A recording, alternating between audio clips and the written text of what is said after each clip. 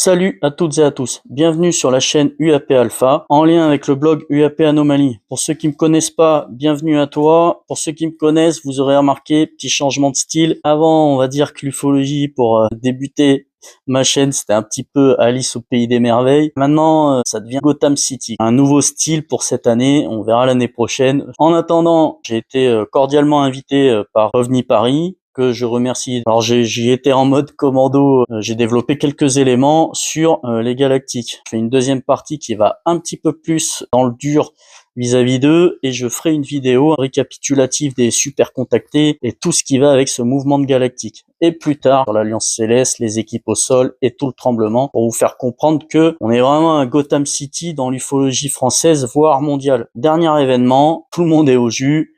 Barack Obama, le 15 février, dans un podcast de Tyler Cohen, a répondu un peu rapidement à la question concernant les extraterrestres. Les extraterrestres existent, mais il n'y en a pas dans la zone 51 et moi j'en ai pas vu. Ou alors il y a une conspiration énorme qui fait que le président des États-Unis n'est pas au courant. Dans la foulée, ça part dans tous les sens sur les réseaux et alors là, ça y est, Obama valide que les extraterrestres existent. Ça veut dire qu'il y a des preuves aux États-Unis. Ça s'embrase. Moi je suis ça en me disant bon, le père Obama, il a dû pas trop faire gaffe à ce qu'il a dit et du coup, il a juste voulu dire que dans l'immensité de l'univers, forcément, les extraterrestres ça existe. Et de fait, il réagit quelques temps plus tard sur Instagram, il explique qu'il essayait de rester dans l'esprit d'un entretien express et que oui, effectivement, il a répondu que les extraterrestres existe sûrement étant donné l'immensité de l'univers, mais de là par rapport aux distances stellaires à dire que les extraterrestres viennent nous visiter, ce qui expliquerait les UAP du coup, non, ce n'est pas le cas et il le dit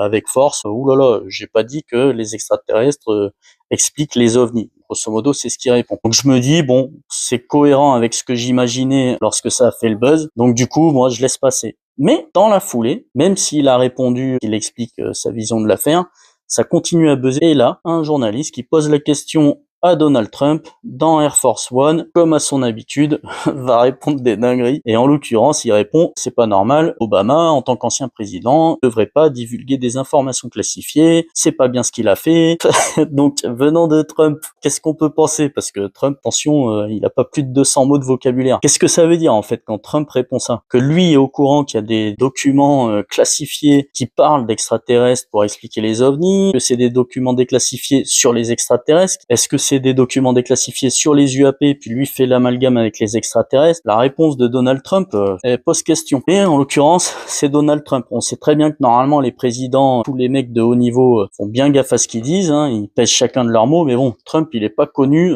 pour peser ses mots. Le buzz continue derrière. Mass, une politique américaine, congrès de mémoire, qui sur Instagram également partage un document qu'elle a envoyé à Pete Hegseth. Il a un nom imprononçable, là, le patron du ministère de la guerre US, là, le fou qui fait des pompes et qui aime pas les amiraux, en gros, lui aurait reçu une lettre avec d'autres patrons de différents services de renseignement pour que il déclassifie un maximum de documents. Bon, elle, ça a rien à voir, c'était quelque chose qu'elle avait fait en octobre de l'année dernière ou novembre et ça avait pas été suivi des faits. Mais dans la foulée de cette interview, Donald Trump, sur son réseau social, là, envoie un message et qui dit vu l'intérêt porté par tout le monde, je demande à ce que tous les éléments sur les extraterrestres, les UAP, soient déclassifiés. C'est relayé quand même par la Maison Blanche. Autant vous dire que là, on n'est plus avec les discussions sur le Congrès avec des Burlinson et tous des gars chelous. C'est au niveau quand même présidentiel. Au niveau des réseaux sociaux, on va enfin savoir. Trump a pris le sujet en main. Ça commence à bien faire le buzz et derrière, il y en a qui commencent à dire il va vouloir faire ça pour qu'on parle pas des dossiers Epstein. Alors là, je vous raconte pas le globi-boulga d'informations et puis tous les journaux mainstream reprennent l'info avec du tout et du n'importe quoi. C'est du foutage de gueule. Les journalistes, comme d'habitude, prennent pas le truc au sérieux. Les pro-divulgations sont à fond. Ça y est, on va tout savoir. Sachant que Trump affirme bien, encore une fois, je répète, que Obama a donné des informations classifiées et c'est pas bien. Donc c'est quand même, je sais pas si Trump avait écouté ce qu'a dit Obama. On sait très bien que Trump, il aime pas forcément, il réagit. Les réactions sont assez extrêmes. Soit c'est révélation super, on va savoir. Soit encore une dinguerie. Trump, c'est du Trumpisme pur et dur. Ça va être du grand n'importe quoi. Ça va déclassifier les dossiers comme Epstein avec des caviardages. De toute façon, on saura rien. La divulgation, ça n'existe pas. Bon, si on se penche sur les réactions et surtout si on va chercher un peu soi-même avec les éléments qui existent, on se rend compte rapidement que bon, parmi les premières réactions, celle de Green Street, qui va faire parler l'ancien patron de la Harrow, Kirkpatrick. Ce dernier va développer en disant de toute façon, qu'est-ce qui va déclassifier Trump? Tout ce qu'il y avait de classifié. Moi, Kirkpatrick, j'ai pu y aller.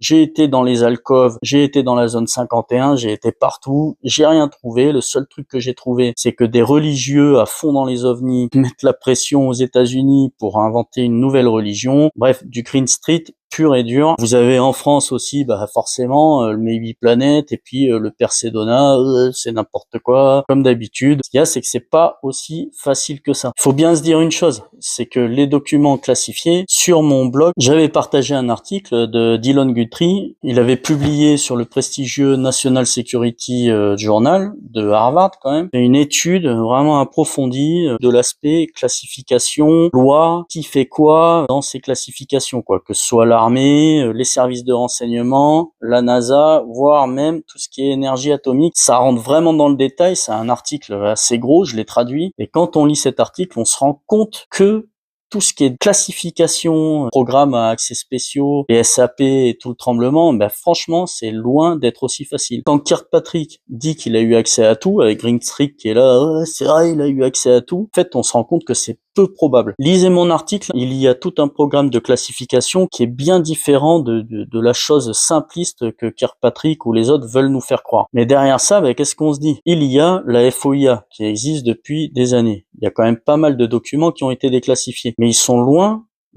d'avoir tous été déclassifiés. Je sais pas si vous suivez un petit peu ce que fait Monsieur Greenwald sur The Black Vault. Il explique bien un peu comment il galère. La NSA, par exemple, il a jamais rien eu de la NSA. Ou très peu. Beaucoup de documents qu'il obtient, sont beaucoup caviardés. Même si la FOIA existe. C'est ce que dit De Sedona, par exemple. Il y a la FOIA qui existe. Donald Trump, il va déclassifier quoi? La FOIA existe, mais c'est pas l'alpha et l'oméga de l'affaire. Faut donner les termes exacts pour pouvoir obtenir ce que l'on veut. Donc c'est très compliqué d'obtenir l'ensemble de la documentation. Qu'est-ce que ça change si Trump s'en mêle et demande une déclassification plus globale? Il y a eu un article d'Avi Loeb sur Medium, là, assez récent, où il explique pourquoi on déclassifie pas certains documents sur les ovnis. Pas par rapport à l'ovni, c'est par rapport au système de détection, qui eux sont classifiés, et par rapport à la manière dont les objets volants, s'il y en a qui sont détectés, le seraient. L'ennemi, l'adversaire, ne doit pas savoir quels sont nos systèmes. Ça, c'est classifié. Ça peut pas se savoir aussi facilement. Mais Avi Loeb, dans son article sur Medium, il précise quand même un truc qui est intéressant. Il y a 50 ans, si on a des photos et des vidéos d'il y a 50 ans, d'il y a 40 ans, la technologie a largement évolué depuis. Il n'y a pas de raison qu'on le classifie. On peut sortir les documents qui prouvent que quelque chose a été détecté pour que les scientifiques puissent travailler dessus.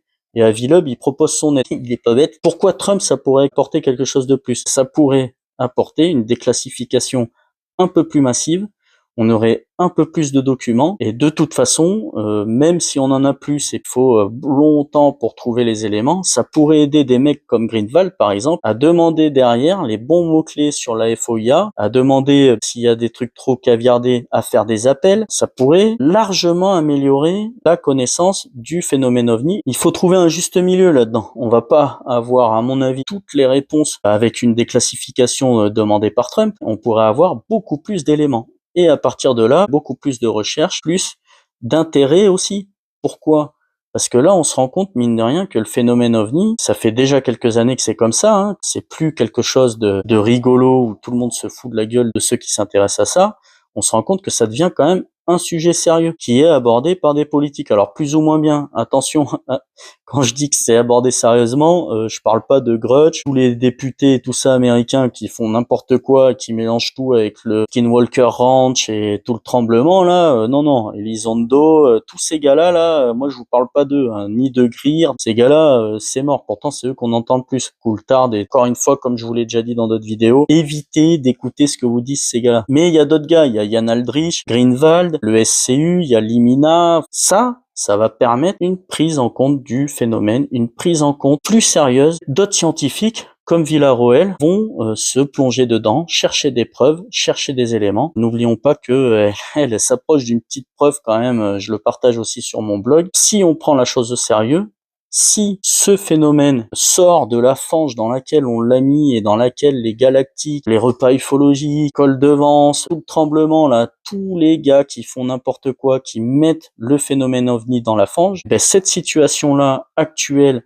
avec Trump qui demande une déclassification, eh ben ça peut amener aussi du positif. Alors après les aigris et compagnie là, ils vont plonger, ouais, c'est pour éviter qu'on parle du dossier Epstein, pas m'étendre sur Epstein, je parle vraiment que du sujet OVNI. Si ça permet de faire avancer encore un peu plus l'étude du phénomène, eh ben moi je dis banco. Allez lire mon article, attendez un petit peu les nouveaux éléments, ça va pas être immédiat, mais on en reparle dans 6 mois ou 1 an. En tout cas, on vit un moment quand même qui est assez intéressant. Je te dirai pas de t'abonner, que je veux faire des vues, comme d'habitude, moi je m'en fous. Lis mon article par contre, parcours un peu mon blog si tu veux un petit peu mieux connaître le phénomène OVNI et de façon sérieuse. Sa période